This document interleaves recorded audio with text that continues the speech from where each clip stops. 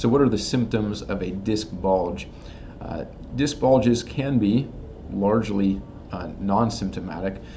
They can happen over time, and what I actually see a lot clinically is there's some wear and tear process over time, just living life, working, sports, these kind of things there, and the disc has some wear and tear, and then at some point, oftentimes, there is what's called an annular fissure. I can think of it like a tearing between the layers of the disc. Now, almost everybody's probably sliced an onion and seen like the onion has rings, or you see a tree that's cut down and it has rings there. The disc also has these circumferential rings, and as a disc bulges over time, the hydration of the disc gets less, it gets more brittle, and you can see that on MRI, like in this down here, this white area in the disc would be like high fluid content, which is healthy.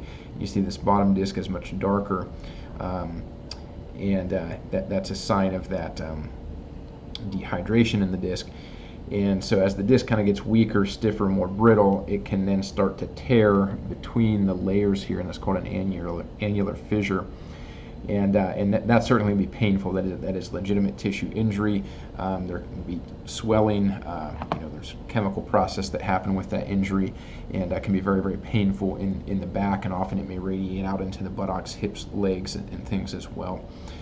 So the main symptoms we see is stiffness, oftentimes pain with bending, twisting, those kind of things there, sitting a long time, things that put pressure on the disc and aggravate it.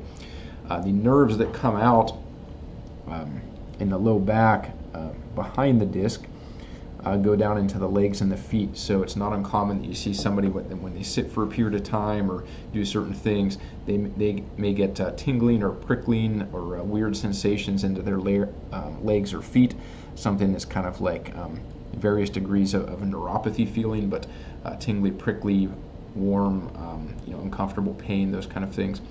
So those are all common symptoms with a disc bulge, especially if it ends up weakening and having some internal tearing in the disc.